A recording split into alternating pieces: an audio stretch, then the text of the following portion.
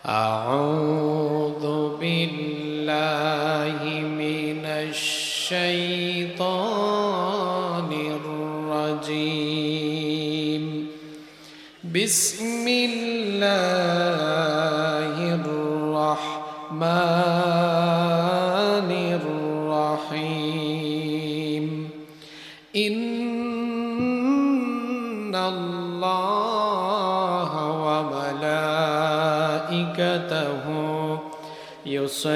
يصلون على النبي يا أيها الذين آمنوا صلوا عليه وسلموا تسليما اللهم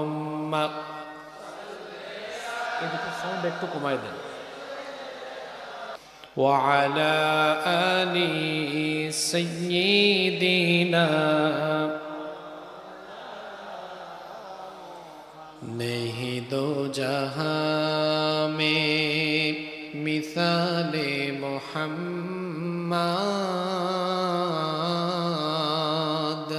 जमाले खुदा है कमाले मोहम्मद नहीं दो जहां में मिसाले मोहम्मद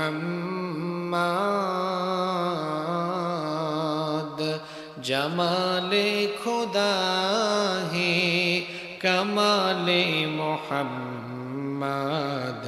हृदय मोहम्मद अल्लाहुम्मा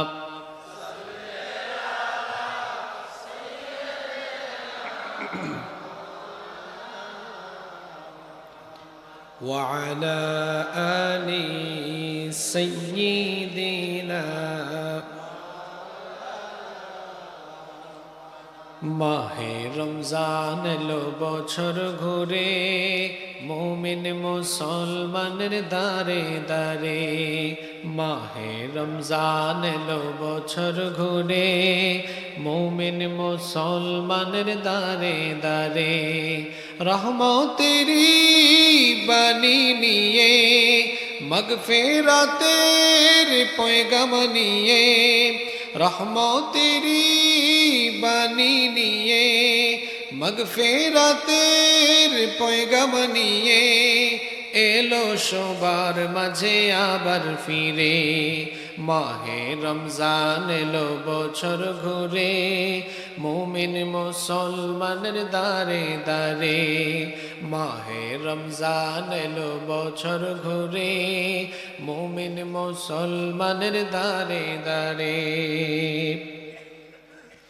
গুনাহ মাফের এই তো সুযোগ আল্লাহর প্রিয় হওয়ার এই তো সুযোগ গুনাহ মাফের এই তো সুযোগ আল্লাহর প্রিয় হওয়ার এই তো সুযোগ এই সুযোগে নাও গো তুমি এই সুযোগে নাও গো তুমি আল্লাহর রঙে জীবন রঙিন করে মাহে রমজান এলো বছর ঘুরে মুমিন মুসলমানের দারে দারে মাহে রমজান এলো বছর ঘুরে মুমিন মুসলমানের দারে দারে পাপি তাপি আইরে ছোটে আল্লাহর রহম তোরা নেরে লুটে পাপি তাপি আইরে ছোটে আল্লাহর রহম তোরা নেরে লুটে পাহাড় সমান পাপের বোঝা পাহাড় সমান গুনার বোঝা দেবেন রহিম সবই ক্ষমা করে মাহে রমজান এলো বছর ঘুরে মুমিন মুসলমানের দারে দারে মাহে রমজান এলো বছর ঘুরে মুমিন মুসলমানের দারে দারে রহমতেরি বাণী নিয়ে মগফিরাতের পয়গাম নিয়ে রহমতেরি বাণী নিয়ে মাগফিরাতের পয়গাম নিয়ে এলো সবার মাঝে আবার ফিরে। মাহে রমজান এলো বছর ঘুরে, মুমিন মুসলমানের দারে দারে। মাহে রমজান এলো বছর ঘুরে, মুমিন মুসলমানের দারে দারে। বাংলাদেশের ঐতিহ্যবাহী ফেনী জেলার সোনাগাজী উপজেলায় অবস্থিত দক্ষিণ সোনাপুর যুব সমাজের উদ্যোগে আয়োজিত আজকের এই সপ্তম বার্ষিক তাফসিরুল কোরআন মাহফিলের সমাপনী অধিবেশনের মোহতারাম শ্রদ্ধাভাজন সভাপতি, এই এলাকার সর্বজন শ্রদ্ধেয় ব্যক্তিত্ব জনাব সালেহ আহমদ মিজি সাহেব, আতালাল্লাহু উমরাহু ওয়া বারাকাল্লাহু ফি হায়াতিহি, আমরা সবাই বলি আমিন। এতক্ষণ আমাদের সামনে কোরআন সুন্নাহর আলোকে অত্যন্ত তাত্ত্বিক এবং হৃদয়গ্রাহী আলোচনা পেশ করেছেন বিশিষ্ট শিক্ষাবিদ, বিশিষ্ট ইসলামী চিন্তাবিদ, নন্দিত মুফাসসিরে কোরআন, ফেনীর ঐতিহ্যবাহী দ্বীনি বিদ্যাপীঠ আল জামিয়াতুল ফালাহিয়া কামিল মাদ্রাসার মোহতারাম প্রধান ফকিহ, অসংখ্য আলেমের উস্তাদ, আমাদের শ্রদ্ধাভাজন, আমাদের মাথার তাজ জনাব হযরত মাওলানা মুফতি আব্দুল হান্নান সাহেব, হাইয়াহুল্লাহ ওয়া আতালাল্লাহু উমরাহ ওয়া নাফাআল্লাহু বিহিল উম্মাহ ওয়া তাকাব্বালাল্লাহু জুহুদাহু লিখিদমাতিদ দ্বীন ওয়া জাআলাহু আল্লাহু মিনাল ইবাদিল মুখলিসিন, আমরা সবাই বলি আমিন। আজকের মাহফিলে আরও বক্তব্য রেখেছেন বিশিষ্ট আলেমে দ্বীন জনাব হযরত মাওলানা হাফেজ নুরুল্লাহ নুরি সাহেব, বক্তব্য রেখেছেন হযরত মাওলানা আব্দুল হালিম সাহেব, হাফিজাহুমুল্লাহ ওয়া রাআহুম ওয়া নাফাআল্লাহু বিহিমুল উম্মাহ ওয়া তাকাব্বালাল্লাহু জুহুদাহুম লিখিদমাতিদ দ্বীন, আমরা সবাই বলি আমিন। মঞ্চে উপস্থিত মুআজ্জাজ উলামায়ে কেরাম, আমার ডানে বামে বসে আছেন এই এলাকার সম্মানিত বিশিষ্ট ব্যক্তিবর্গ, উপস্থিত বিভিন্ন রাজনৈতিক দলের সম্মানিত নেতৃবৃন্দ, সামাজিক নেতৃবৃন্দ, সম্মানিত ব্যবসায়ী ভাইয়েরা, প্রবাসী ভাইয়েরা, আমার সামনে বসা বিভিন্ন এলাকা থেকে আগত আমার বাবার বয়সী সম্মানিত মুরব্বিয়ানে ইদাম, যুগে যুগে আল্লাহর জমিনে আল্লাহর দ্বীন প্রতিষ্ঠায় যারা অগ্রসেনানীর ভূমিকা পালন করেছেন, আমার কলিজার টুকরা প্রিয় যুবক, তরুণ এবং ছাত্র ভাইয়েরা, পর্দার আড়ালের শ্রদ্ধেয়া মা এবং বোনেরা, প্রিয় দক্ষিণ সোনাপুর তথা আমার প্রিয় সোনাগাজীবাসী, আপনারা সবাই কেমন আছেন? আলহামদুলিল্লাহ। আমাকেও আপনারা জিজ্ঞেস করেছেন, এজন্য আপনাদের প্রতি আমি কৃতজ্ঞতা জ্ঞাপন করছি। আলহামদুলিল্লাহি আলা কুল্লি হাল ওয়া ফি কুল্লি মাকান। আলহামদুলিল্লাহ, মহান রব আমাকেও ভালো রেখেছেন, আমাদের সবাইকে সুস্থতার সাথে বাঁচিয়ে রেখে আজকের এই সুন্দর বরকতময় নান্দনিক এবং জান্নাতি এই আয়োজনে আমাদেরকে শামিল হওয়ার তৌফিক যিনি দান করেছেন, গলার আওয়াজ বড় করে সবাই বলেন তো তিনি কে? সেই মহান রবের জন্য হৃদয়ের সবটুকু ভালোবাসা, আবেগ, অনুভূতিকে উজাড় করে দিয়ে খুশি মনে প্রাণবন্ত আওয়াজে উচ্চ কণ্ঠে কালিমাতুশ শুকর আদায় করে আমরা সকলেই পড়ছি আলহামদুলিল্লাহ। আমার সাথে সকলে পড়ুন, রব্বানা লাকাল হামদ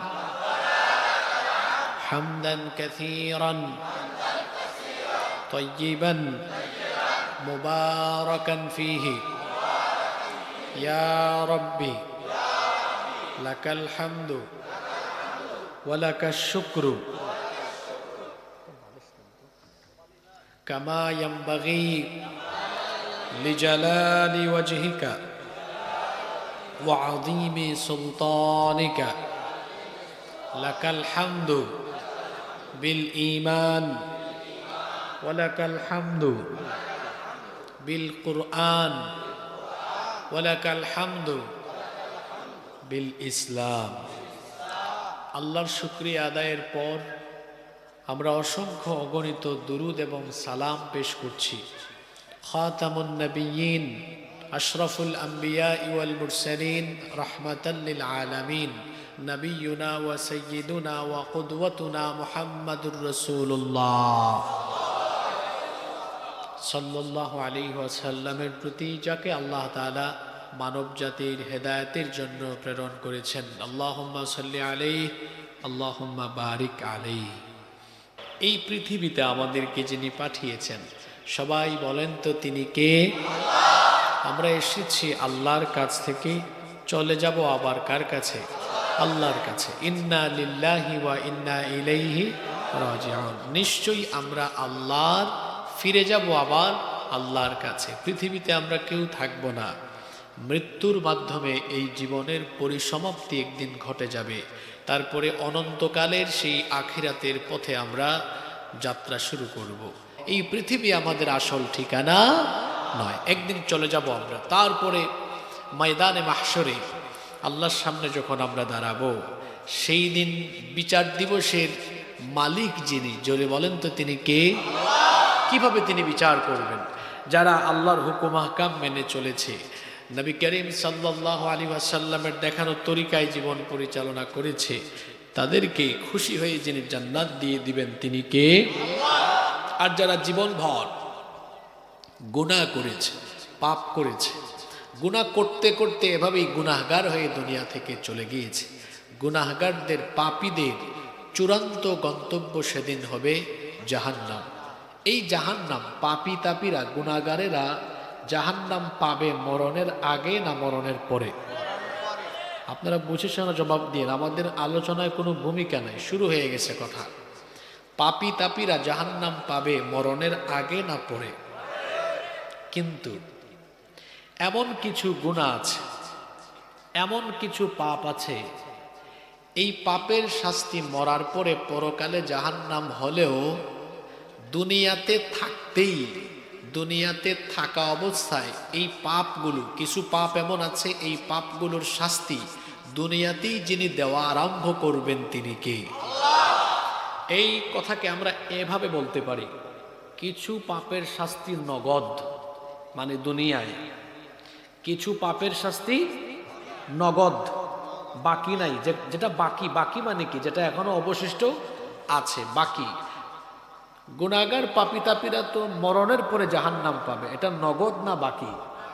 এটা বাকি। কিন্তু কিছু গুনাহ এমন আছে, এই গুনার শাস্তি নগদ। এই গুনার শাস্তি কি? নগদ। দুনিয়া থেকে আরম্ভ হবে, দুনিয়াতেই আসমান জমিনের গজব, আল্লাহর আযাব গজব তাকে গ্রাস করবে। এই রকমের ডেঞ্জারাস, সেনসিটিভ 5টি গুনাহ নিয়ে আমরা আজকে আলোচনা করব। আজকের আলোচনার বিষয় হলো যে 5টি গুনাহের শাস্তি নগদ। নগদ মানে কি বুঝেন নাই? নগদ মানে কি? দুনিয়ায়। আখিরাত আপনাদের কাছে কি চলে আসছে না বাকি আছে? এটা বাকি। এই গুনাহগুলোর শাস্তি আখিরাতেও হবে, কিন্তু এই পাপের শাস্তি দুনিয়া থেকে আরম্ভ হবে, শুরু হবে। এইরকম কয়টা গুনার কথা আলোচনা করব? যে 5টি পাপের শাস্তি বাকি না নগদ? জোরে বলতে হবে, বাকি না নগদ? আরো জোরে। এখন কথা বেরোচ্ছে না, একটু পরে দেখবেন ওয়াজ কমন পড়বে অনেকের সাথে। এই পাপে আমরা মগ্ন আছি, এগুলো যদি না ছাড়ি দুনিয়াতেই শেষ, শাস্তি শুরু হয়ে যাবে আপনার। আর যদি আমরা আজকে তওবা করি, আমার আল্লাহ তো আছেনই আমাদেরকে ক্ষমা করবার জন্য, কারণ ওনার নাম গাফফার। আমাদের গুনাহ যত বেশি, আমার আল্লাহর দয়ার পরিমাণ তার চাইতে আরো বহু গুণ বেশি। সুবহানাল্লাহ। আজ যদি আমরা এখানে তওবা করে জীবন পরিবর্তনের সিদ্ধান্ত নিয়ে বাড়ি ফিরে যাই, আমাদের সব গুনাহ মাফ করবেন কে? এজন্য আমরা হতাশ হব না। এই গুনাহ যদি আমরা এতদিন করেও ফেলি, ফিরে আসবো, আজকে তওবা করে ফেলবো, মাফ করে দিবেন কে? আর এগুলো শোনার পরেও যদি এমন হয়, ওই যে আল্লাহ কোরআনে বলেছেন লাহুম কুলুবুল লা ইয়াফকাহুনা বিহা, কলব আছে, অন্তর আছে, বুঝে না, এরকম যদি হন আপনি, শাস্তি কিন্তু নগদ। শাস্তি এরকম কয়টা গুনাহ? 5টা গুনাহ নিয়ে আজকে কথা বলবো। শুরু হয়ে যাচ্ছে কিন্তু, এই যে শুরু। নাম্বার 1, 1 নাম্বার জুলুম। জুলুমের শাস্তি নগদ না বাকি? পরকালে তো খবর আছে, ফেরেশতার বাড়ি একটাও কিন্তু, বুঝতেছেন তো, এটা বাকি বাকি, কিন্তু নগদও আছে। পৃথিবী সৃষ্টির পর থেকে নিয়ে আজ পর্যন্ত কোন জালেমকে আল্লাহ ইজ্জতের মউত দেন নাই। তাইলে এই যে বেইজ্জতির মউত দিলেন, শাস্তিটা কি আল্লাহ নগদে দিলেন না বাকিতে দিলেন? আপনারা কি আমার দেশে দেখেন নাই যারা জুলুম করেছে বছরের পর বছর, আল্লাহ এদেরকে এমন বেইজ্জত করেছেন যে এরা চোরের মতো আস্তে করে দেশ থেকে পালিয়ে চলে গেছে। জুলুমের শাস্তি বাকি না নগদ? আজকের ওয়াজও নগদ, আজকের আলোচনাও কি নগদ। জুলুম হলো এমন এক জঘন্য গুনাহ, এই গুনাহে যারা লিপ্ত থাকবে, এই গুনাহে লিপ্ত জালিমদেরকে দুনিয়া থেকেই যিনি আযাব আর গজব শাস্তি দেওয়া আরম্ভ করবেন, গলার আওয়াজ বড় করে বলেন তিনি কে? এজন্য খবরদার, কখনো কারো উপর জুলুম করতে যাবেন না। কারণ কে কার উপরে কতটা জুলুম করে কেউ সেটা না জানলেও এর খবর যার কাছে আছে তিনি কে?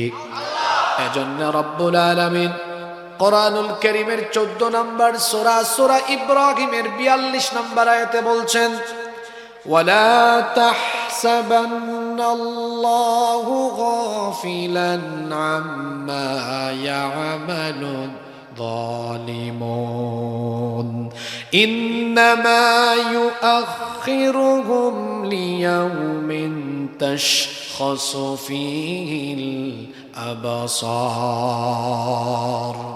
আল্লাহ তাআলা বলছেন, জালেমরা যেন এটা ধারণা না করে, তারা যেন মনে না করে যে তাদের জুলুম সম্পর্কে আল্লাহ বেখবর, আল্লাহ গাফেল, এটা যেন তারা মনে না করে। বরং কার উপরে কতটা জুলুম হচ্ছে এর সবটুকু খবর যার কাছে আছে তিনি কে? সে আল্লাহর কাছে খবর আছে, কিন্তু তিনি জালেমদেরকে একটু সময় দেন, ঢিল দেন, অবকাশ দেন। আল্লাহ দেখেন এই জালিম তওবা করে ফিরে আসে কিনা। আল্লাহর জন্য একটু সুযোগ দেন, একটু সময় দেন। জালিমদেরকে আল্লাহ ছাড় দিলেও তিনি কিন্তু ছেড়ে দেন না। এই জন্য বুখারী এবং মুসলিম শরীফের হাদিস, আবু মুসা আল আশআরী রাদিয়াল্লাহু আনহু এই হাদিসের বর্ণনাকারী সাহাবী, তিনি বলছেন আল্লাহর নবী বলেছেন, ইন্নাল্লাহা লা ইউমলি লিয-যালিম, নিশ্চয়ই আল্লাহ তাআলা জালিমকে সুযোগ দেন, সময় দেন, অবকাশ দেন, কিন্তু তিনি জালিমকে ছাড়েন না। ফাইদা আখাযাহু লাম ইউফলিতহু, আল্লাহ ধরেন না, কিন্তু যখন আল্লাহ ধরেন তখন আর ছাড়েন না। এজন্য আল্লাহ সূরা বুরুজের মধ্যে বলেছেন, ইন্না বাতাশা রাব্বিকা লাশাদীদুন ইন্নাহু হুয়া ইউবদিউ ওয়া ইউঈদ। ইন্না বাতাশা রাব্বিকা লাশাদীদ, নিশ্চয়ই তোমার রবের ধরা বড় কঠিন। তিনি ধরেন না, ধরেন না, ধরেন না, কিন্তু যখন তিনি ধরেন তখন আর ছাড়েন না, 14 গোষ্ঠী সুদ্ধা ধ্বংস করে দেন। আল্লাহু আকবার। সেই আল্লাহ কি বলছেন শোনেন, কোরআনুল কারীমের 22 নম্বর সূরা, সূরাতুল হজের 45 নম্বর আয়াতে রব্বুল আলামিন বলছেন, ফাকাআইয়িম মিন ক্বরয়াতিন আহলাকনাহা ওয়া হিয়া খাওয়িয়াতুন وهي ظالمة فهي خاوية على عروشها وبئر معطلة وقصر مشيد। আল্লাহ তাআলা বলছেন, এমন বহু এলাকা, এমন বহু জনপদ আছে যেই জনপদের অধিবাসীরা ছিল জালিম। তাদের জুলুমের কারণে আমি আল্লাহ যখন তাদেরকে ধরেছি, যখন তাদেরকে পাকড়াও করেছি, তাদের বাড়িঘরের ছাদ আমি মাটির সাথে মিশায় দিয়া ধ্বংস করে দিয়েছি। তাদের এলাকার কুয়াকে আমি পরিত্যক্ত বানিয়ে দিয়েছি। ওয়া কসরিম মাশিদ, তারা যে মানুষের উপর জুলুম করে করে নিজেরা সুরম্য অট্টালিকা তৈরি করেছে, আমি আল্লাহর গজব যখন তাদের উপর এসেছে, সুরম্য অট্টালিকাকে মাটির সাথে মিশায়া দেওয়ার ব্যবস্থা আমি করে দিয়েছি। আল্লাহু আকবার। আল্লাহ বলছেন এইভাবে করে যুগে যুগে যুগে যুগে জালিমদেরকে আমি কেমনে পাকড়াও করেছি। বান্দা শোনো, কোরআনুল কারীমের 29 নম্বর সূরা সূরাতুল আনকাবুতের 40 নম্বর আয়াতে রব্বুল আলামিন বলছেন, ফাকুল্লান আখাযনা বিযামবিহি ফামিনহুম মান আরসালনা আলাইহি হাসিবা ওয়া মিনহুম من أخذته الصيحة ومنهم من خسفنا به الأرض ومنهم من أغرقنا وما كان الله ليظلمهم ولكن كانوا أنفسهم يظلمون الله تعالى বলছেন, অতঃপর প্রত্যেককে আমি তাদের পাপের কারণে জুলুমের কারণে ধরেছি, পাকড়াও করেছি। সূরা আনকাবুতের এই 40 নম্বর আয়াতে আল্লাহ তাআলা পৃথিবীর 4টি জালেম সম্প্রদায়ের উপরে আসা আল্লাহর গজবের বিবরণ দিয়েছেন। জোরে বলেন তো, এই আয়াতে আল্লাহ কয়টা জালিমের উপরে আল্লাহর গজবের বিবরণ দিয়েছেন? আস্তে বলবেন না, বীর পুরুষের মতো বলেন, কয়টা? আল্লাহ বলছেন, ফামিনহুম মান আরসালনা আলাইহি হাসিবা, কাউকে কাউকে তাদের জুলুমের কারণে আসমান থেকে আমি পাথর কুচির বৃষ্টি পাঠিয়ে 14 গোষ্ঠী ধ্বংস করে দিয়েছি। ওয়া মিনহুম মান আখাযাতহুস সাইহা, কাউকে কাউকে জুলুমের কারণে আসমান থেকে বজ্র নিনাদ পাঠিয়ে সমূলে ধ্বংস করে দিয়েছি। ওয়া মিনহুম মান খাসাফনা বিহিল আরদ, কারো কারো জুলুমের কারণে আমি জমিন উল্টায়া জালেমদেরকে একেবারে সমূলে মাটির তলায় ধসায়া দিয়েছি। ওয়া মিনহুম মান আগরাকনা, আর কাউকে কাউকে তাদের জুলুমের কারণে আমি পানির তলায় ডুবাইয়া মেরেছি।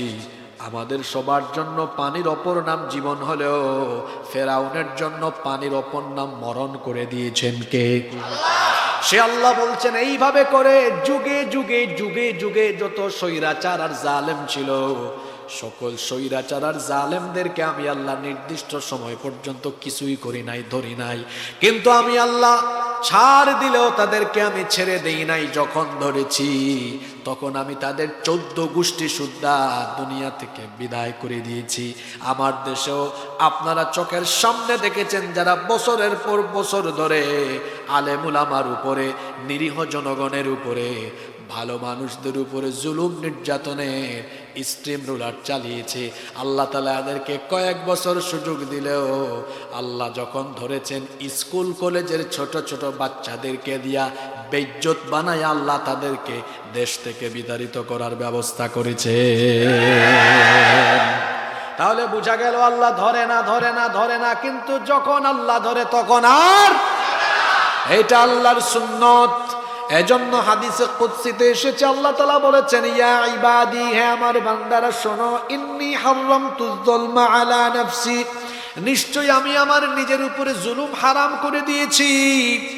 ওয়া জাআলতুহু বাইনাকুম মুহাররামান ফালা তাযালামু, আমি তোমাদের উপরও জুলুম করা হারাম করে দিচ্ছি। খবরদার কখনো কারো উপর জুলুম করো না, কারণ আমার আল্লাহ মজলুমের পক্ষে, জালিমের বিপক্ষে। এজন্য আল্লাহর নবী বলেছেন, ইত্তাকু দাওয়াতাল মাজলুম, মজলুমের বদদুয়া থেকে তোমরা নিজেকে বাঁচাও। কারণ মজলুম যখন আল্লাহর কাছে দোয়া করে, আল্লাহ মজলুমের দোয়া ফিরাইয়া দেন না। মজলুমের চোখের পানি আল্লাহর গজব হিসাবে জালিমের উপর আবির্ভূত হয়। যুগে যারা বছরের পর বছর ধরে নিরীহ আলেম উলামাদেরকে মাদ্রাসা থেকে, মসজিদ থেকে, অফিস থেকে উঠায়া নিয়া তারপরে সামনে ককটেল আর অস্ত্র শস্ত্র দিয়া জঙ্গি জঙ্গি নাটক খেলায়া আলেমদেরকে জেলখানায় রেখেছে, সেই আলেমরা রাতের বেলা যখন কষ্ট পেয়ে পেয়ে তাহাজ্জুদের নামাজে চোখের পানি ছেড়েছে, মজলুমদের সেই চোখের পানি জালেমদের জন্য গজব হিসাবে আবির্ভূত হয়ে জালেমদের জন্য এই ধ্বংস অনিবার্য হয়ে গিয়েছে। মজলুমের চোখের পানি বড় মারাত্মক, মজলুমের চোখের পানি বড় মারাত্মক। আল্লাহর নবী বলেছেন ওয়া ইন কানা কাফিরান, যদি কোনো মজলুম কাফেরও হয়। কথাটা খেয়াল করেন, হাদিসটা বোঝার চেষ্টা করেন। আল্লাহর নবী বলেছেন ওয়া ইন কানা কাফিরান, যদি কোনো মজলুম কাফেরও হয়, মনে রেখো ফা ইন্নাহু লাইসা দুনাহা হিজাব, এই কাফির তো আল্লাহর উপর ঈমানও আনে নাই, কিন্তু কোনো মুসলমান যদি কোনো কাফিরের উপর জুলুম করে, আল্লাহ তখন জালিম মুসলমানের বিরুদ্ধে আর মজলুম কাফেরের পক্ষে। আল্লাহু আকবার।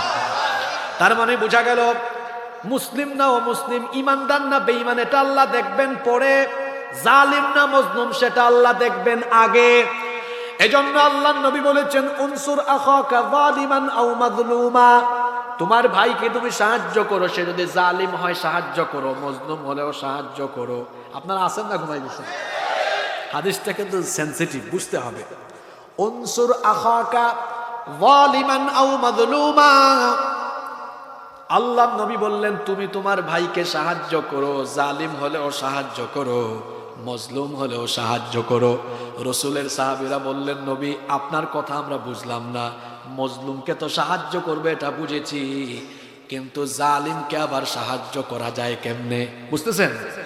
আপনি তো বললেন জালিমকেও সাহায্য করো, মজলুমকেও সাহায্য করো। ওগো আল্লাহর নবী, মজলুমকে আমরা সাহায্য করব এটা বুঝলাম, কিন্তু জালিমকে কেন সাহায্য করব? আল্লাহর নবী বললেন জালিমকে সাহায্য করার মানে হলো জালিমের জুলুমের হাত ভেঙে গুড়া গুড়া করে দাও, যেন জালিম আর জুলুম করতে না পারে। আল্লাহু আকবার।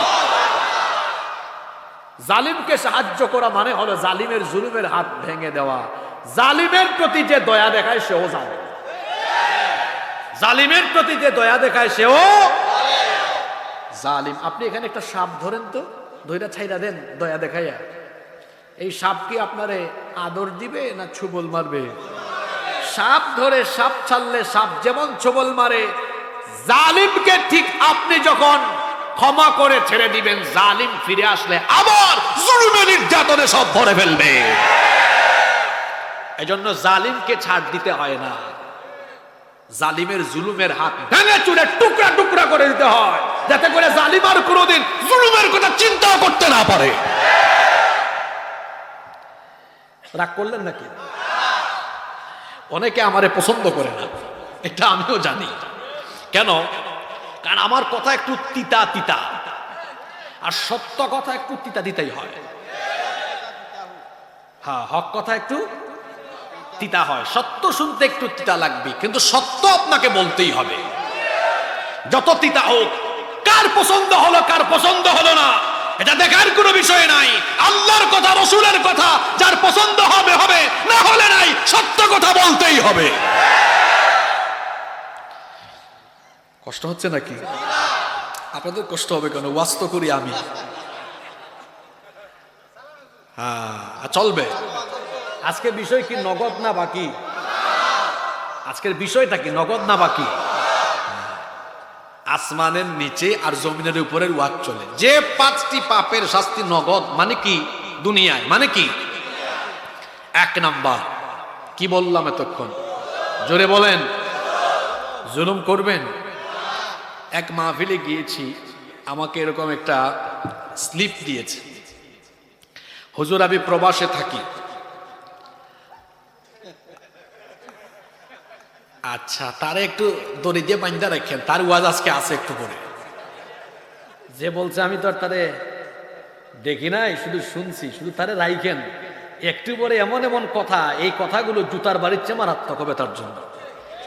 আজকে তার জন্য পয়েন্ট আছে, এটা 5 নাম্বার পয়েন্ট। বলছিলাম না আজকে 5টা পয়েন্টে ওয়াজ হবে। এই যে বলছে আমি একটারে ভালোবাসি, এটার শাস্তিও নগদ। এটার শাস্তি কি? তুমি মনে হয় ওই যে আউল বাউল বক্তাদের শ্রোতা, তাই না? তুমি আমার এখনো চিনো নাই। হ্যাঁ, তুমি আজকে চিনবা এটা কোন হুজুর। আমার দেশে কিছু বক্তা বের হয়েছে এখন, যুবকদেরকে অশ্লীলতা বেহায়াপনার দিকে ধাবিত করা হয়, এমন এমন কথা বলে, আছে না? দোষ আমি এদের দিই না, দোষ আয়োজকদের দিই। কারণ এই চেয়ারে সেই ব্যক্তিকেই বসাবেন যারা 1 ঘন্টায় কমপক্ষে উল্লেখযোগ্য পরিমাণ কুরআন হাদিস বয়ানের ভেতরে বলে। উল্লেখযোগ্য পরিমাণ কুরআন হাদিস নাই, তার আলোচনার ভেতরে নুসুস নাই, এটা বক্তা না, এটা তক্তা। হয়েছে তারে আর এত এখনই টের পাইছে যে বলছে যে আজকে হুজুর ফায়া, একটু পরে সে বুঝবে। তার পয়েন্ট এটা আছে, এটা কয় নাম্বার? শুধু যার পাশে সে বসছে তারে ধরে রাখবেন, কারণ তার ওয়াজ আসে, ভালোবাসার ওয়াজও আজকে আছে। ভালোবাসা এটা পবিত্র জিনিস, ভালো জিনিস, কিন্তু এটা নাপাক হয়েছে কেমনে এটাও আমি আজকে বলবো ইনশাআল্লাহ। ওয়াজ তো বাকি না, নগদ ওয়াজ তো সবারই ভালো লাগবে, কারণ শাস্তিগুলা কি নগদ না বাকি? তাহলে জুলুম করবেন না। আমি একটা ঘটনা বলতেছিলাম, মনে আছে? তো এক প্রবাসী ভাই লিখছে, আসলে প্রবাসীদের কিন্তু অনেক কষ্ট, আমরা বুঝি না। আমরা খালি দেশ থেকে বলি হ্যালো 10,000 টাকা লাগবে পাঠাও। আরে বিদেশ গেলে দেখা যায় আমার ভাইরা কত কষ্ট করে, যারা ব্যবসা করেন, জব করেন, টাইম মেনটেন করে তাদের চলাফেরা, কষ্ট করে আসে ডিউটি থেকে এসে আবার নিজে রান্না করে তারপর খায়, টাইম করে ঘুমাতে হয়, টাইম করে চলতে হয়, এত কষ্ট করে তারা, এটা কাজ থেকে না দেখলে বোঝা যাবে না। তো ওই ভাই একটা চিরকুট লিখেছে, আমাকে পাঠিয়েছে, হুজুর আমার 2-3 ভাই আছেন, আমি একটু কম ইনকাম করি, আমার মা বাবা আমাদের 2-3 ভাইকে একটু ভিন্ন নজরে দেখেন, মানে যার ইনকাম বেশি তার দিকে সুনজরও বেশি। আপনারা বলেন তো এটা কি বৈষম্য নয়? এটা কি জুলুম নয়? তো জুলুম কি শুধু ওই যে আপা চলে গেছেন ওই আপাই করছেন? আপনি তো পরিবারেও জুলুম করেন না? আপনি বড় ভাই হয়ে ছোট ভাই বোনদের উপর জুলুম করেন, অনেক সময় ধন সম্পদ আপনি একামাই রাখান, এটা কি জুলুম নয়? আপনি একটা প্রতিষ্ঠানে চাকরি করেন, আপনি বড় পোস্টে আছেন, ছোট পোস্টে যারা আছে এদেরকে আপনি ইচ্ছা মতো এক কেড়ে পিসা মাইরা ফেলেন, এটা কি জুলুম নয়? তাহলে বিভিন্ন সেক্টরে জুলুম আছে, কোন সেক্টরে আপনি কারো উপর জুলুম করবেন না, কারণ জুলুমের শাস্তি নগদ না বাকি? আল্লাহ জুলুম থেকে আমাদেরকে বাঁচাও। কষ্ট হচ্ছে নাকি? দুই নাম্বার যে পাপের শাস্তি দুনিয়াতে আরম্ভ হবে সেটা হলো উকুকুল ওয়ালিদাইন, পিতা মাতার অবাধ্যতা। যে সন্তান তার আব্বা আম্মার মনে কষ্ট দিবে, যে সন্তান আব্বা আম্মার সাথে বেয়াদবি করবে, যে সন্তান আব্বা আম্মাকে নাখুশ করবে, নারাজ করবে, এই কুসন্তানের উপরে গজব আসবে আখিরাতে না দুনিয়ায়? আখিরাতে কি? আখিরাতে বিনা হিসাবে জাহান্নাম, হিসাবই নাই, তার সাথে আল্লাহর কোনো হিসাবই। এমনকি আল্লাহ তাআলা ওই কুসন্তানের দিকে তাকাবেনও না। চিন্তা করেন তো আল্লাহ তাআলা কতটা নারাজ হলে পড়ে তাকান না। ফেরেশতাদেরকে আল্লাহ বলবেন এই কুসন্তানের দিকে আমি তাকাবো না, এর সাথে আমার হিসাবের কোনো ফাংশন নাই, এর ধরে নিয়ে জাহান্নামে ফেলায় দাও। নাউযু বিল্লাহি মিন যালিক। আল্লাহ রাসূল কি বলেছেন? হুমা জান্নাতুকা আও হুমা নারুকা, তোমার পিতামাতা তোমার জান্নাত, অর্থাৎ তোমার পিতামাতাকে খুশি করলে আমি আল্লাহ খুশি হয়ে জান্নাত দিব। সুবহানাল্লাহ। তোমার পিতামাতা তোমার জাহান্নাম, অর্থাৎ পিতামাতাকে বেজার করলে আমি আল্লাহ তোমারে জাহান্নামে নিক্ষেপ করব। তাহলে বোঝা গেল পিতামাতা আমাদের জন্য অত্যন্ত গুরুত্বপূর্ণ, এটা সেনসিটিভ একটা ব্যাপার। পিতামাতার সাথে কোনোভাবেই অবাধ্যতা করা যাবে না, তাদের সাথে খারাপ আচরণ করা যাবে, কারণ পিতামাতার অবাধ্যতা এমন এক জঘন্য গুনাহ, এই গুনাহের শাস্তি আল্লাহ দুনিয়াতেই দেওয়া আরম্ভ করে দেন। মুস্তাদরাকে হাকিমের ভেতরে হাদিস বর্ণিত হয়েছে, সাইয়্যিদিনা আনাস ইবনে মালিক রাদিয়াল্লাহু আনহু এই হাদিসের বর্ণনাকারী সাহাবী, তিনি বলছেন আল্লাহর নবী বলেছেন বাবানি মুআজ্জিলানি উকুবাতুহুমা ফিদ দুনিয়া। আল্লাহ নবী বলেছেন দুইটা গুনাহের দরজা এমন আছে, এই গুনাহের দরজা দিয়ে যারা প্রবেশ করবে দুনিয়াতে দ্রুত গতিতে তাড়াহুড়া করে এদেরকে যিনি শাস্তি দিবেন তিনি কে?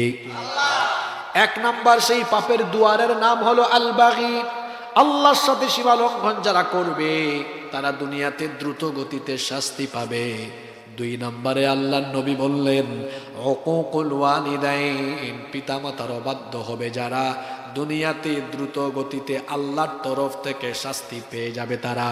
এজন্য পিতামাতার সাথে আজে বাজে আচরণ করবেন না, ধমকাবেন না, চোখ মোটা করে কথা বলবেন না, গলার আওয়াজকে বড় করবেন না, রাগ করে কথা বলবেন না, ঝিরকে দিবেন না, ধমক দিবেন না। কারণ যদি আব্বা আম্মার মনে কষ্ট চলে আসে, আব্বা আম্মা কষ্ট পেলে কষ্ট পান কে? আব্বা আম্মাকে যদি আপনি নাখুশ করেন আপনার উপর নাখুশ হবেন কে? খবরদার আমার যুবক ভাইয়েরা, বাবা মায়ের সাথে কখনোই খারাপ আচরণ করবেন না। কারণ যদি আপনার পিতামাতা আপনার উপর নারাজ হয়ে যান, এই দুনিয়াতেই আপনার উপর আযাব চলে আসবে, গজব চলে আসবে, শাস্তি চলে আসবে। পিতামাতার খেদমত যদি আপনি না করেন, পিতামাতাকে যদি আপনি অসন্তুষ্ট করেন, ভিক্ষা করে করে চলা লাগবে এমন জীবন আপনাকে আল্লাহ দিয়ে দিবেন। অভাব অনটন দুর্ভিক্ষ অশান্তি বালা মুসিবত বিপদ আপদ আপনাকে ছাড়বে না। আর যদি আপনি পিতা মাতাকে সন্তুষ্ট করেন, আল্লাহ সব সময় আপনার উপর সন্তুষ্ট থাকবেন। আর যে ব্যক্তির উপর আল্লাহ সন্তুষ্ট থাকবেন, তার জীবনে সুখ আসবে, শান্তি আসবে। আল্লাহর নবী বলেছেন, রিদাল্লাহু ফি রিদাল ওয়ালিদাইন ওয়া সাখাতুল্লাহি ফি সাখাতিল ওয়ালিদাইন। তিরমিজি শরীফের হাদিস। আল্লাহর নবী বলেছেন, পিতামাতার সন্তুষ্টিতে আল্লাহ সন্তুষ্ট, পিতামাতার অসন্তুষ্টিতে আল্লাহ অসন্তুষ্ট। এজন্য আপনি আপনার আব্বা আম্মাকে খুশি করেন, আব্বা আম্মাকে রাজি করেন। যদি আপনার আব্বা আম্মা খুশি হয়ে আপনার জন্য একটু মন থেকে দোয়া দেয়, যদি একটু মন থেকে দোয়া দেয়, কিংবা যদি একবার মুচকি হাসে, মনে রাখবেন আল্লাহর আরশ আপনার উপরে তখন খুশি হয়ে যাবে। দুনিয়ায় যদি আপনি হায়াত চান, হায়াতে বরকত চান, রিজিক চান, সম্মান চান, এই দুনিয়ায় যদি রহমত চান, বরকত চান, তাহলে আব্বা আম্মার খেদমত করেন। কারণ আল্লাহর নবী বলেছেন, মান সাররাহু আইয়ুবসাতা লাহু ফি রিজকিহি আও ইউনসা লাহু ফি আথারিহি ফালইয়াসিল রাহিমাহ ওয়া আ'যামুর রাহিমি আল ওয়ালিদান আকরাবুর রাহিমি আল ওয়ালিদান। আল্লাহর নবী বলেছেন, যে ব্যক্তি দুনিয়াতে তার হায়াতে, তার রিজিকে, তার জীবনের মধ্যে বরকত চায়, তার উচিত হলো তার পিতামাতার খেদমত করা। পিতামাতার যদি খেদমত করতে পারে, উপরে মাথার উপরের আসমান থেকে, পায়ের তলার জমিন থেকে, উপরে নিচে উভয় জায়গা থেকে তার জন্য রহমত আর বরকতের দুয়ার যিনি খুলে দিবেন, তিনি কে? আপনার কোনো কিছুর অভাব হবে না যদি আব্বা আম্মাকে খুশি করতে পারে। একবার 3 ভাই, ঘটনা একটা বলতেছি, মনোযোগ আছে আপনাদের? একবার 3 ভাই ঘরোয়া মিটিং এ বসেছে, পারিবারিক মিটিং। বড় ভাই ছোট 2 ভাইকে বলতেছে, দেখো আমরা তো 3 ভাই, আমরা আব্বা আম্মাকে একটু ভাগ করে করে খাওয়াই। আমি 10 দিন, মেজো ভাই তুমি 10 দিন, ছোট ভাই তুমি আরো 10 দিন। 3 10 কত হইল? মেজো ভাই আপত্তি করলো, বলল, ভাই মাত্র 10 দিন 10 দিন, আমার মনে হয় এটা না করে আমরা 1 মাস 1 মাস করি। আপনি 1 মাস, আমি 1 মাস, আর ছোট ভাই আরো 1 মাস। ছোট ভাই শোনার পরে বলল, ভাই আমি আপনাদের 2 জনের সাথে একমত না, আপনারা এক কাজ করেন, আমি তো আপনাদের ছোট ভাই, ছোট ভাই হয়ে আমি আপনাদের 2 বড় ভাইয়ের কাছে দাবি পেশ করছি, আব্বা আম্মাকে 10 দিন 10 দিন 10 দিন বা 1 মাস 1 মাস 1 মাস ভাগ করার কোনো দরকার নাই, সারা জীবনের জন্য আব্বা আম্মাকে আমার কাছে দিয়ে দেন। তো সুবহানাল্লাহ পড়িয়েন না, আগে বুঝেন না, পড়ছেন ভালো কথা, অসুবিধা নেই, খালি পড়লে হবে না, বুঝেন। তো বড় 2 ভাইকে কি বলছে, আমি দাবি করলাম আমাকে দিয়ে দেন, আমি ছোট ভাই হিসাবে। বড় 2 ভাই তো মনে মনে সুবহানাল্লাহ আলহামদুলিল্লাহ পড়ছে, আরে বাপরে বাপ, আব্বা আম্মাকে যদি খাওয়ানো না লাগে, চিকিৎসা করানো না লাগে, দেখাশোনা করা না লাগে, দায়িত্ব, এই বোঝাটা কমলো, টাকা পয়সাও সেই ভালো। তারা কায়দা করে জবাব দিল, দেখো তুমি আমাদের 2 জনের ছোট, ছোট ভাই হয়ে দাবি করছো, আমরা তোমার বড় 2 ভাই, তোমার দাবি কি ফেলাইতে পারি? তোমার দাবি পূরণ করলাম, যাও। কায়দা করে জবাবটা দিল। এই 3 ভাইয়ের কথোপকথন শুনেছে পাশে থেকে আরেক চাচা। চাচা এসে ওই ছোট ছেলেকে বলতেছে, ভাতিজা তুমি এত ব্যাককল কেন? তখন ছোট ছেলে বলতেছে, চাচা আপনি আমাকে ব্যাককল বললেন কেন? তো বলবো না, তোমার 3 ভাই তোমরা যদি দায়িত্বটা ভাগাভাগি করে নিতে, সবার খরচ হইতো, সবার সমান সমান খরচ হইতো। তুমি যে এখন একাকী দায়িত্ব নিলা, তোমার বড় 2 ভাই তাদের তো টাকা পয়সা সেভ হবে, তোমার একার খরচ হবে, তো তুমি ব্যাককল না? ছোট ছেলে বলতেছে, চাচা কিছু মনে করেন না, আপনিও ব্যাককল, আমার 2 ভাইও ব্যাককল। তখন মুরব্বী ফায়ার বলতেছে, ভাতিজা তুমি আমাকেও ব্যাককল বললা? হ্যাঁ, আপনাকেও, আমার 2 ভাইকেও। চাচা আপনার হিসাব যেটা করেছেন এই হিসাব ভুল, ধন সম্পদ দেওয়ার মালিক কে? আল্লাহ। সুতরাং আমার পিতামাতা তো ছোটবেলায় আমাকে ভাগ করেন নাই, তারা কত স্নেহ মমতা ভালোবাসা দিয়ে আমাকে লালন পালন করেছেন, আমি আজকেরও তাদেরকে ভাগ করব। আল্লাহ আমাকে যা দিয়েছেন আমি আমার পিতামাতার খেদমত করে আমার আব্বা আম্মাকে যদি আমি সন্তুষ্ট করি, আব্বা আম্মা যদি দোয়া নাও করে, শুধু যদি একটা মুচকি হাসি মারে, আল্লাহ এত খুশি হবেন। ধন সম্পদ আমি আব্বা আম্মার পিছনে যা খরচ করি তার চেয়ে বহুগুণ বেশি ধন সম্পদ আল্লাহ আমার পায়ের তলায় ফালায়া রাখবেন। আপনারা বলেন তো, যে দুই ছেলে মা বাবাকে ভাগ করলো, এরা বুদ্ধিমান না ছোট ছেলেটা বুদ্ধিমান? ছোটটা ব্যাককল না বড় দুইটা ব্যাককল? ওকে, এখন আপনারা সিদ্ধান্ত নেন, আপনারা ব্যাককল হবেন না বুদ্ধিমান হবেন? আব্বা আম্মাকে কোনো ভাগ করা চলবে না।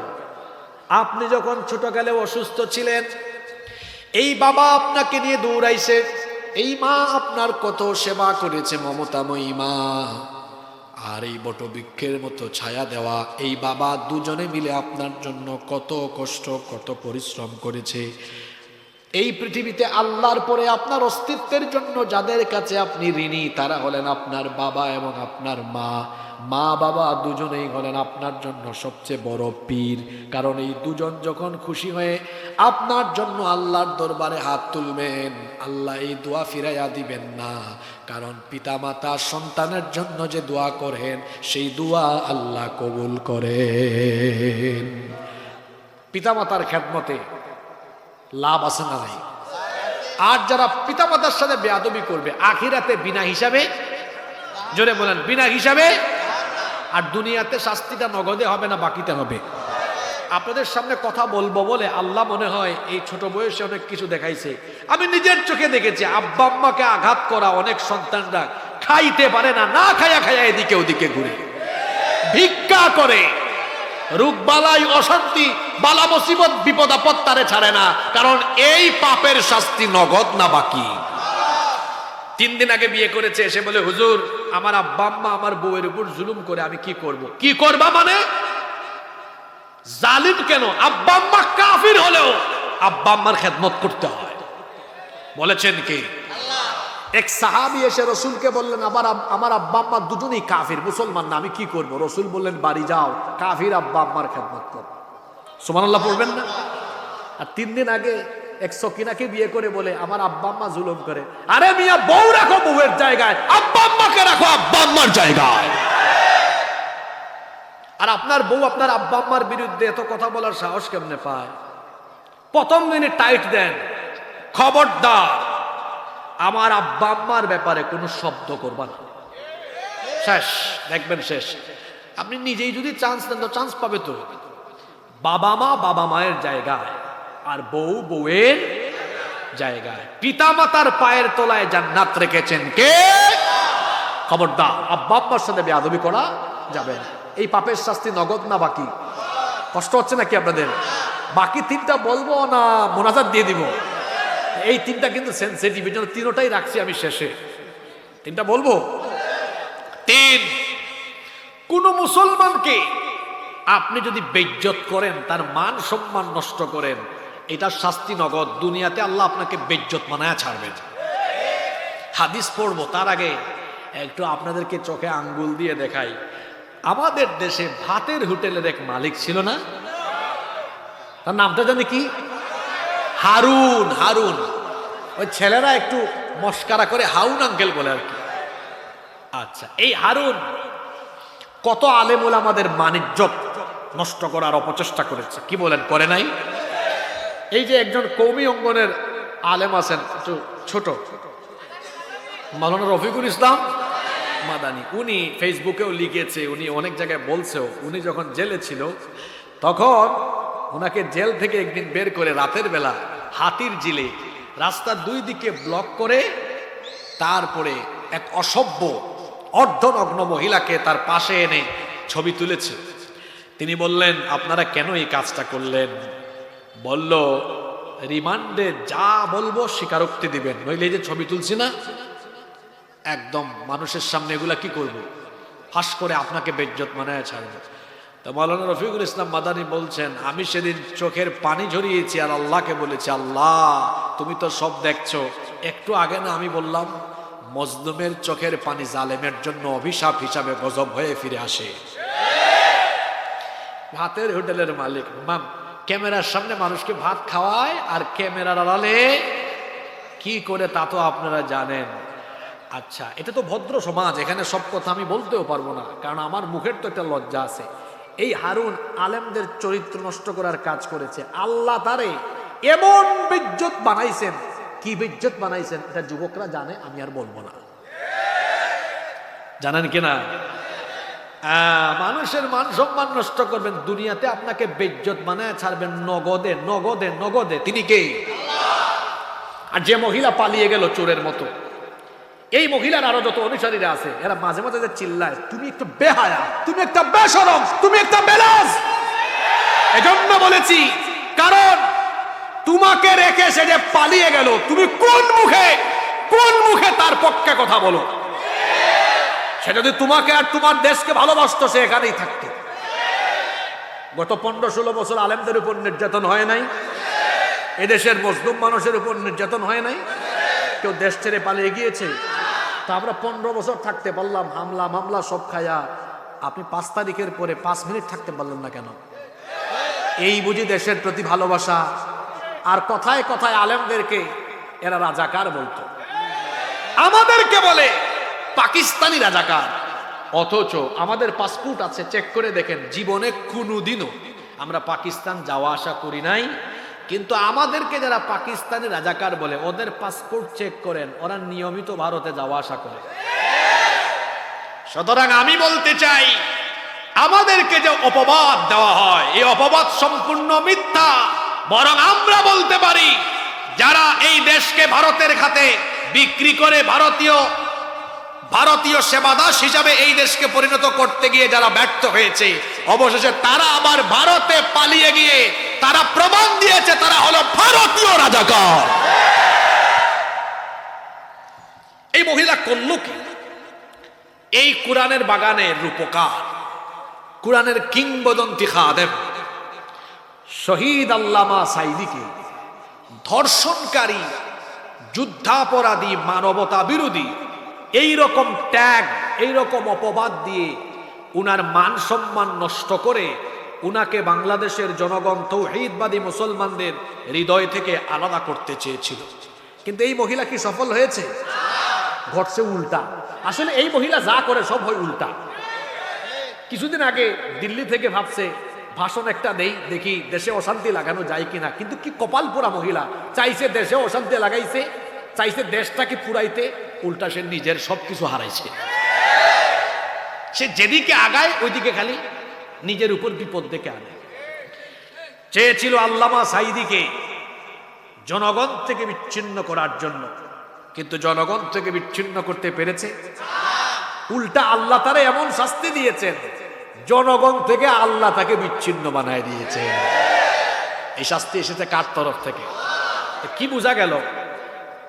কোন সম্মানিত মানুষকে অসম্মান করলে আপনি নিজেই অসম্মানিত হবেন, কারণ এই শাস্তিটা আল্লাহ দিবেন বাকিতে না নগদে? নগদে। এবার আসেন হাদিসটা পড়ে, কষ্ট হচ্ছে নাকি? এটা মুসলিম শরীফের হাদিস। আন ইবনে উমর রাদিয়াল্লাহু আনহুমা, আব্দুল্লাহ ইবনে উমর রাদিয়াল্লাহু আনহুমা হাদিসের বর্ণনাকারী সাহাবী, তিনি বলছেন, সাঈদা রাসূলুল্লাহ, মহব্বতে আমরা বলি সাল্লাল্লাহু আলাইহি ওয়াসাল্লাম আল মিম্বার ফানাদা বিসাউতির রাফি'।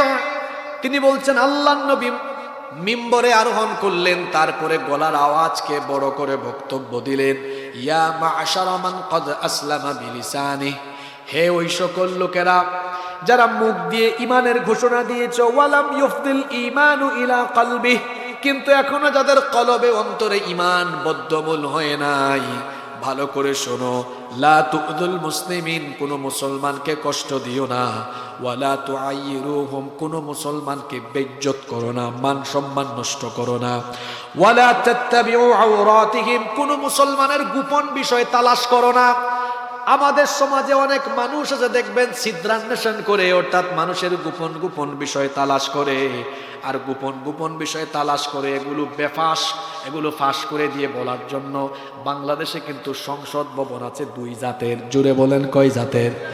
একটা হলো ঢাকায় ন্যাশনাল পার্লামেন্ট, জাতীয় সংসদ ভবন। আরেকটা হলো প্রত্যেক এলাকায় এলাকায় ছোট ছোট চায়ের টঙের দোকান, এগুলোর নাম গ্রাম্য পার্লামেন্ট। এখানে চায়ের দোকানদার থাকে স্পিকারের ভূমিকায়, চা খুরেরা থাকে সাংসদের ভূমিকায়। কার কোন দুষ্ত্রুটি আছে সেগুলো তারা ওখানে বয়ান করে। আল্লাহ নবী বলেছেন এটা করো না, মানুষের গোপন বিষয়ে তালাশ করে সেগুলো মানুষের সামনে বলে দিয়ে তুমি তোমার কোনো মুসলমান ভাইয়ের মান সম্মান নষ্ট করো না। কারণ তুমি যদি তোমার কোনো মুসলমান ভাইয়ের মান সম্মান নষ্ট করো, আপনার মান সম্মান নষ্ট করে আপনাকে বেইজ্জত বানায় দিবেন কে?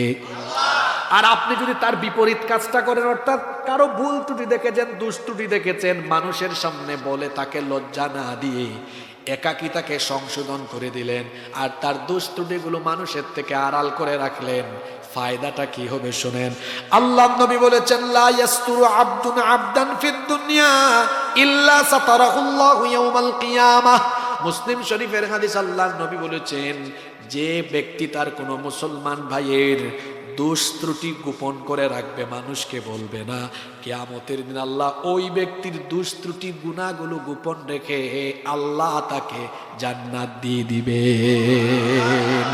আল্লাহ বলবেন এই যে তুমি দক্ষিণ সোনাপুরের তুমি না এত ভালো ছিলে, তুমি তোমার ভাইয়ের দোষ ত্রুটি দেখছো, গোপনে সংশোধন করে দিয়েছো, কাউকে বলো নাই। তুমি যে মানুষের দোষ ত্রুটি গোপন রাখতে আসো, এদিকে আসো, তোমারও তো আমল নামায় অনেক গুনাহ আছে, এগুলো আজ কোটি কোটি মানুষের সামনে আমি গোপন রাখবো, বলবো না। এক কাজ করো, দৌড়াই আমার জান্নাতে চলে যাও। সুবহানাল্লাহ। তাহলে মানুষের দুষ্ত্রুটি বলে আমরা মানুষকে বেইজ্জত করব না গোপন রাখবো? কিন্তু আমরা ওই কাজে উস্তাদ, কেমনে মানুষকে বেইজ্জত বানান যায়। মনে রাখবেন, আপনি কাউকে বেইজ্জত করবেন, মরার আগে আল্লাহ আপনাকে বেইজ্জত করেই ছাড়বেন। চোখের সামনেই তো আপনি দেখেছেন কত মানুষকে বেইজ্জত, কত মানুষ বেইজ্জত হয়েছে। এই যে আমার দেশে এক দরবেশ চিনেন না? এই নাফরমান তো এমন নাফরমান, চিন্তা করেন, লম্বা দাড়ি ছিল যেন ধরা না খায়, একদম সাফা চাট। সে পালায় যাওয়ার সময় যাচ্ছে আরেক সুফিকে নিয়ে। তো যখন তাদেরকে ধরা হচ্ছে, এখন দরবেশকে তো চেনা যায় না, সুফিকে নিয়ে চলে যাচ্ছে। সুফি বলতে যে আমারে নেন কেন, আমার সাথের টানে নিবেন না? দরবেশকে চিনেন না? কয় দরবেশ আবার কোনটা? কয় দেখেন, হায় মুশকিল, এ তো সব থেকে ফেলে দিয়েছে। চিন্তা করেন, এরা আলেমদেরকে জেলখানায় ঢুকাইলে তাকায় তাকায় আসতো, আলেমদেরকে দড়ি লাগায়া লাগায়া ডান্ডা বেরি পড়াই আদালতে তুলতো। সোনাগাজীর মানুষ টিভিতে দেখতো, বলতো আহ, মানুষের হৃদয়ে আঘাত লাগতো। আদালতে যারা দেখেছে আলেমদের জন্য দোয়া করেছে। আপনি যে ভালো ভালো মানুষগুলার অপমান করলেন, আজকে কি হয়? কি হয়েছে আজকে বলেন? আল্লাহ তো এই যে ইতিহাস এমন, আপনি যা করবেন তা ইতিহাস আপনাকে ফেরায় দেবে। এখন পাবলিক যখন দেখে এদেরকে দড়ি দিয়া বান্দা তোলা হয়, খারাপ লাগে না মজা লাগে? মানুষের মজা লাগে। কেউ একটু উহ আহ করে না। কিসের উহ আহ করবে? যদি আদালত চত্বরে কেউ এদেরকে পায়, পচা ডিম পাইলেও বলে 100 টাকা হালি দিব, বিক্রি কর পচা ডিম, এর উপর মারে, সিরা জুতা মারে। আরেক বিচারপতি ছিল না আমার দেশে, কালা কালা মানে কালা ছিল না? সে কথায় কথায় বলতো আমি সাইদিকে ফাঁসি দিয়েছি, বলতো না?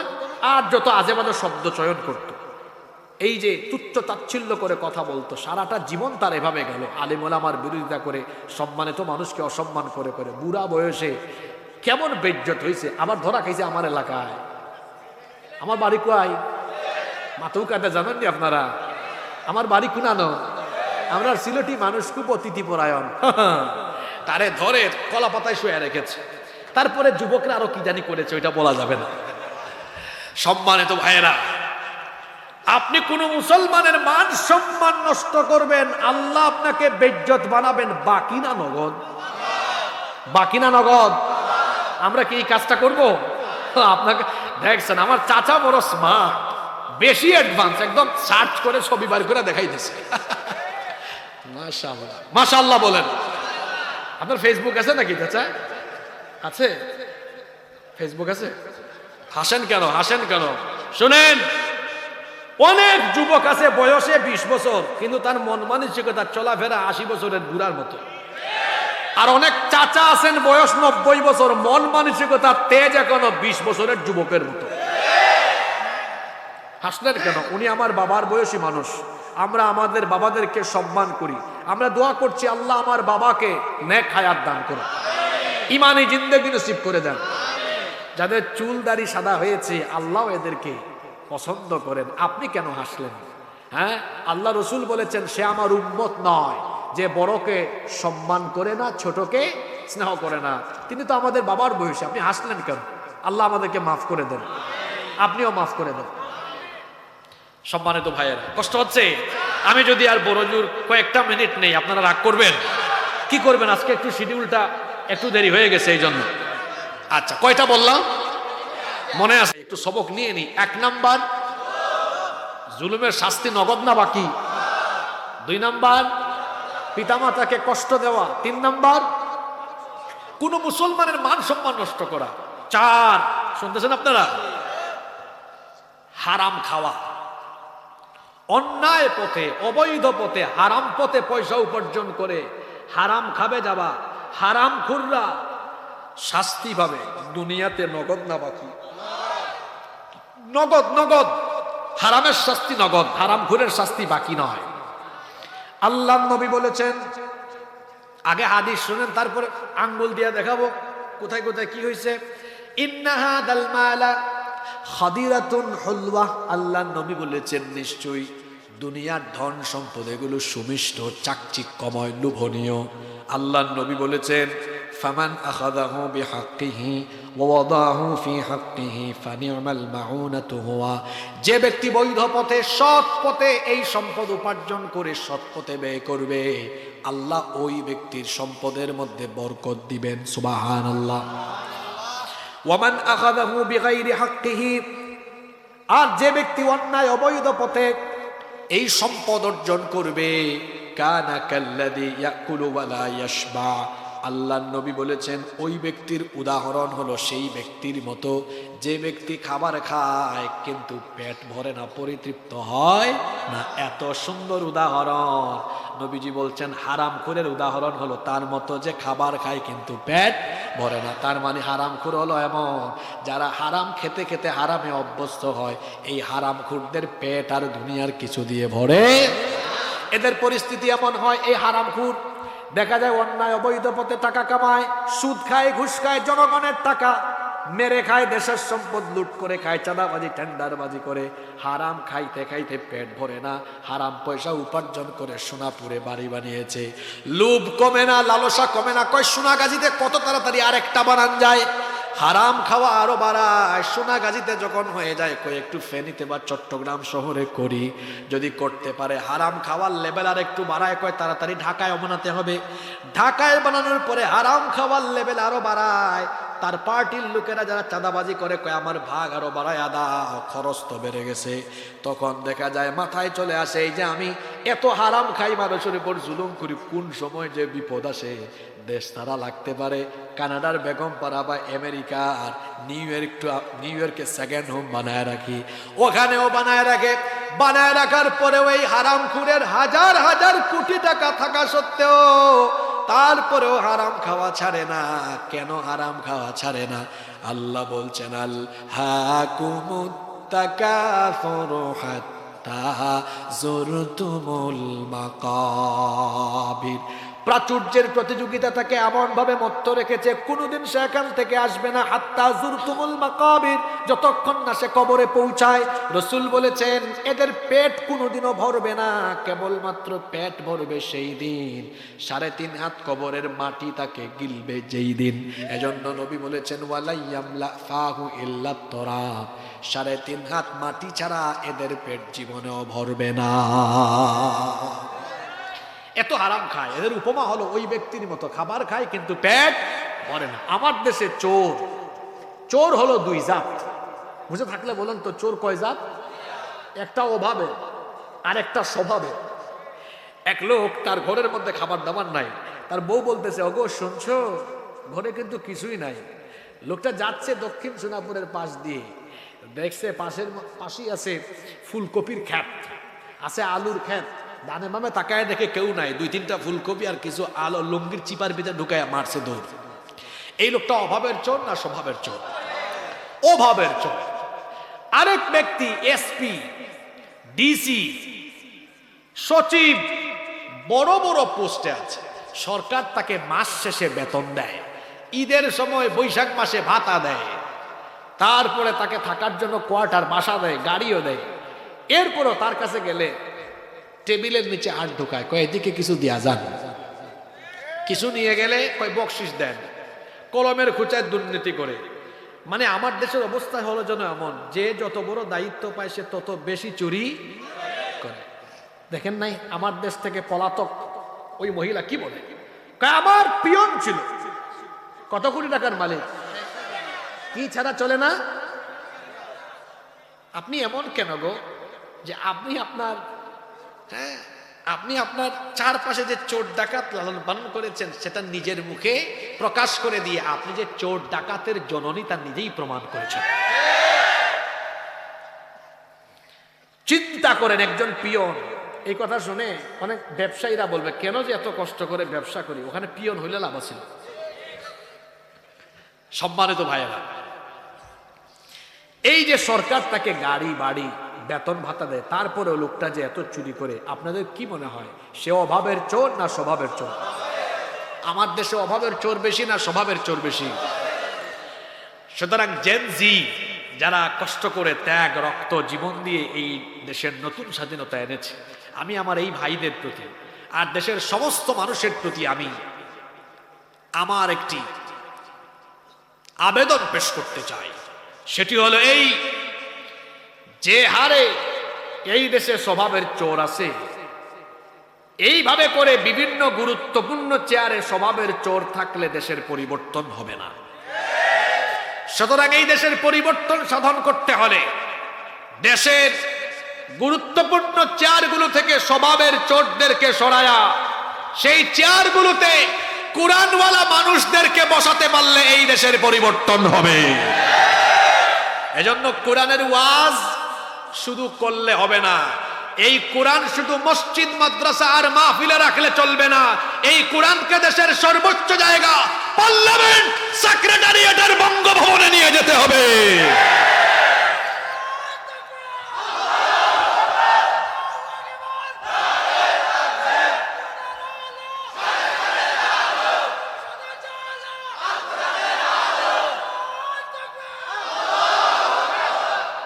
ঘরে ঘরে তো জ্বলতেছে, এখন জ্বলা দরকার কোথায়? জোরে বলেন, জ্বলা দরকার কোথায়?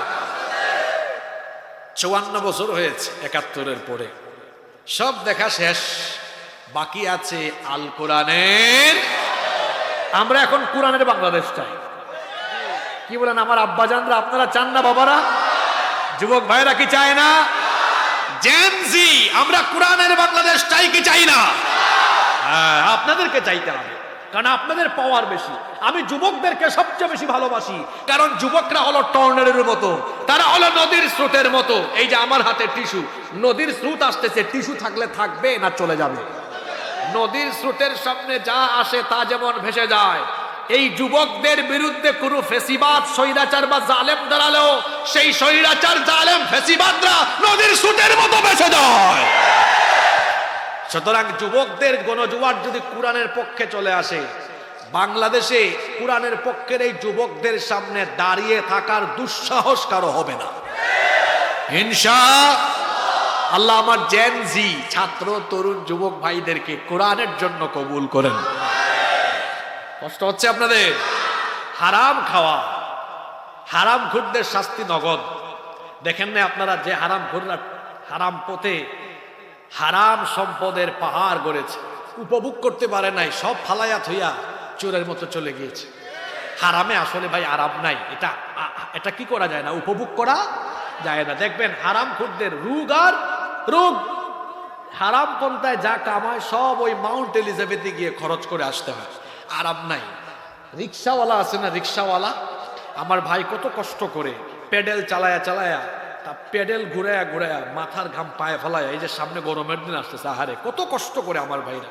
অনেকে আছে রিক্সার ড্রাইভারের সাথে তর্ক করে আর থাপ্পড় লাগায়, কিন্তু রেস্টুরেন্টে খেতে বসলে ওয়েটারকে বলে এই নাও তোমার বকশিস 100 টাকা। ব্যাককল, এখানে 100 টাকা না দিয়ে রিক্সা ড্রাইভারের ভাড়া যদি হয় 20 টাকা, পারলে দেন 100 টাকা, দেখবেন কি খুশি হবে। আপনি টাকাটা দেওয়ার পরে দেখেন একটা হাসি যে মারে, আপনি কোটি টাকা দিয়ে হাসি কিনতে পারবেন না। রিক্সার ড্রাইভারকে একটু বাড়ায় দিন, পারবেন না? এই যে আমার ভাইটা এত কষ্ট করে রিক্সা চালায়, দেখবেন আল্লাহ মুখে তার এত রুচি দিছে, রিক্সা চালায় যখন খাবার খাইতে বসে একদম 1 গামলা ভাতও যদি থাকে, আলু ভর্তা ডালও কচকচ করে খায় ফেলে। হাসানোর জন্য বলে নাই, শোনেন কথা আমার শেষ না। আল্লাহ এই ব্যক্তির মুখের রুচি কেড়ে নেন নাই, কারণ লোকটা তো হারাম খায় না, হ্যাঁ, তার রক্ত পানি করা হালাল রুজি থেকে খায়। তো আল্লাহ বলছেন বান্দা তুই এত কষ্ট করিস, যা তোর মুখের রুচিও রাখলাম। আর হারাম খুররা দেখবেন এসি গাড়ি, এসি বাড়িতে থাকে, সব তো হারাম। তারপরে খাবার সামনে নিয়ে বসে হরেক রকমের খাবার, বসার সময় ওই যে কোমরে ধরে ফেলছে কিন্তু, শোনেন। তারপরে খাবার দাবার আসছে, কয় এই ইনসুলিন আন, খাবার আগে 13টা ট্যাবলেট ওগুলো আন। খায়া দেয়া বসছে, খাইতে পারি না, এত খাবার সামনে খাইতে পারে না। তুই খাইতে পারবি কেমনে বল? কারণ তুই তো হাজার হাজার মানুষের উপর জুলুম করে হাজার হাজার মানুষের মুখের রুচি তুই কেড়ে নিয়েছিস, হাজার হাজার মানুষের জিহ্বার স্বাদ কেড়ে নেওয়ার কারণে আল্লাহ তোকে দুনিয়ায় এমন নগদ শাস্তি দিয়েছেন, তোর মতো হারামখোরের জিহ্বার রুচি আল্লাহ কেড়ে দিয়েছেন। নগদে শাস্তি, নগদ নগদ শাস্তি। তার সামনে যে খাবার দাবার আছে এগুলা রিক্সাওয়ালাকে দেন, গপ গপ গপ গপ করে খায় ফেলে। কারণ আমার ভাইয়ের মুখে রুচি আছে। শোনেন, যাদের মুখে রুচি আছে বেশি আল্লাহর শুকরিয়া আদায় করবেন, মুখের রুচিটাও কিন্তু আল্লাহর নিয়ামত। সুবহানাল্লাহ। আম খাইলে একরকম, জাম খাইলে আরেক রকম, হাঁস খাইলে একরকম, মুরগ খাইলে আরেক রকম।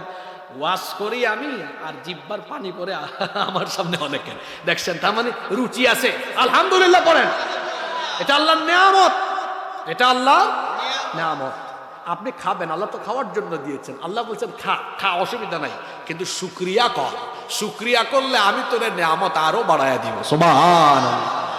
হারাম খাওয়া যাবে না, হারামে নাই কোনো হালাল যদি অল্প হয় এটাতে বরকত দিবেন কে? তাহলে হারামখোরের শাস্তি বাকি না নগদ? হয়েছে যুবকরা অনেকক্ষণ ধরে অপেক্ষায়, হুজুর আমাদেরকে কিছু বলে না কেন? আজকের 5 নাম্বার বিষয় তাদের জন্য, যে পাপের শাস্তি নগদ। আমার যুবক ভাইরা কষ্ট পাওয়া যাবে না, আমি তো আপনাদেরকে ভালোবাসি, ভালোবেসে এই কথাগুলো বলে যাব। 5, কষ্ট হচ্ছে না তো আপনাদের? বেশি সময় নিয়ে ফেললাম আমি। 5 নাম্বার যে পাপের শাস্তি দুনিয়াতে নগদ, সেটা হলো বিবাহ বহির্ভূত হারাম রিলেশন, অবৈধ সম্পর্ক, জিনা ব্যভিচারের শাস্তি দুনিয়াতে। হ্যাঁ, জুড়ে বলেন দুনিয়াতে। তার চেহারার দিকে তাকালেই দেখবেন নগদ কেমনে, তার গালের 2 পাশের মাংস হাড্ডির চিপার ভিতরে ঢুকে গেছে। এরপরে দিনের বেলা এমন ভাবে হাঁটে এই পরে যাবে, এমন একটা অবস্থা, শরীরে কোনো বল শক্তি। অথচ আমার 70 বছরের চাচার বয়সে, চাচার গায়ে এখনো যে শক্তি, আর তার বয়স 22, হাঁটতে পারে না, পড়ে যাবে। তোমার এই পরিস্থিতি কেন হয়েছে গো? আমরা তো বুঝি তুমি মোবাইল আর ইন্টারনেটের অপব্যবহার করে গভীর রাত পর্যন্ত তুমি জিনা ব্যভিচারে আসক্ত হয়ে চিপায় চাপায় তোমার যৌবন নষ্ট করো। তোমার চেহারা এমন কেন? পুরা চেহারায় বিচি আর বিচি, বিচি বুঝেন না, ব্রণ আর কি আশ্চর্য অবস্থা। ব্রণ বলেন নাকি আপনারা? আশ্চর্য কথা। যুবক ছেলের চেহারা থাকবে স্মার্ট, স্মার্ট থাকবে, এরকম অবস্থা হয়েছে কেন? জিনা ব্যভিচার ছেড়ে দাও। আমার যুবক ভাইদেরকে বলছি, রাত 3টা 4টা পর্যন্ত জেগে থেকে মোবাইল চালানোর জন্য আল্লাহ রাত দেন নাই, বরং রাত আল্লাহ দিয়েছেন এই গভীর রাতে একটা বেগানা নারীর সাথে প্রেম ভালোবাসা না করে প্রেম ভালোবাসা করতে হয় কার সাথে? وعباد الرحمن الذين يمشون على الأرض هونا وإذا খাতাবাহুমুল জাহিলুনা ক্বালু সালামা ওয়াল্লাযীনা ইয়াবিতুনা লিরাব্বিহিম সুজদান ওয়া কিয়ামা। রহমানের বান্দা হলো তারা রাত জেগে রুকু সাজদার মাধ্যমে তাহাজ্জুদে রাত কাটায় যারা, আল্লাহর প্রিয় এবং জান্নাতি বান্দা হলো তারা। সুবহানাল্লাহ। এজন্য আমার যুবক ভাইদেরকে বলবো 5 ওয়াক্ত নামাজের পাশাপাশি রাতের বেলা তাহাজ্জুদ আদায় করেন। এই যুবক বয়সী আপনাকে আল্লাহর ওলি বানিয়ে দিবেন কে? এই যৌবন বয়সী মানুষ নিজের চরিত্র গঠন করে, মেয়েদের পিছনে ঘুরঘুর করে, এটা সভ্য ছেলেদের কাজ না, অসভ্য ছেলের কাজ। আপনি কেন মেয়েদের পিছনে ঘুরঘুর করবেন? এই বয়সে পড়ালেখা করেন, এই বয়সে আপনি আজান হলে নামাজে যান। ওই যে আমার এক ভাই না বুঝে বলে ফেলছে, আমার ওই ভাইকে আমি বলবো এই বয়সে আপনি পড়ালেখায় মন দেন, আপনি একটু নামাজি হন। কোনো মেয়েকে আপনি ভালোবাসা লাগবে না, আপনার কেরিয়ার ভালো হলে, চরিত্র ভালো হলে, সোনাগাজী নয়, সারা বাংলাদেশের সুন্দরী সুন্দরী মেয়েদের, হাজার হাজার সুন্দরী মেয়েদের বাপ আপনার পিছে ঘুরবে তাদের মেয়ে আপনার কাছে বিয়ে দেওয়ার জন্য। আপনি কোনো অসভ্যের মতো মেয়ের পিছনে ঘুরবেন? নিজেকে এমন যোগ্যতায় নিয়ে যান যেন মেয়ের বাপ মা আপনার পিছে ঘুরে, ওই যোগ্যতায় আপনি আপনাকে নিয়ে যান। জিনা ব্যভিচার এটা বড় মারাত্মক অপরাধ, এর শাস্তি আল্লাহ দুনিয়ায় দেন। একটা হাদিস খেয়াল করেন, ভালো করে শুনেন, কষ্ট হচ্ছে, শেষ কথাগুলো শুনেন। আল্লাহর নবী বলেছেন, ইদা জানার রাজুলু খারাজা মিনহুল ঈমান, যখন কোনো ব্যক্তি জিনা ব্যভিচারে লিপ্ত হয়, আল্লাহ তখন ওই ব্যক্তির অন্তর থেকে ঈমান বের করে দেন।